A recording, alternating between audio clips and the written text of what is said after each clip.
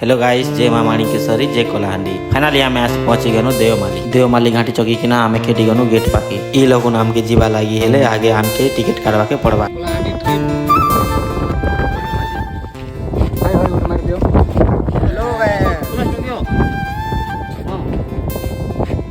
दादा उठाई मार दियो 50 टंका देकिना टिकट काटी सारा पर मुई करसी मोर ऑटो के भीतर के एंट्री। और गोटे कथा गाइस, आमे भाभी देनु कि गेट एंट्री कला के घाटी मन सब सरी गला बोली करी।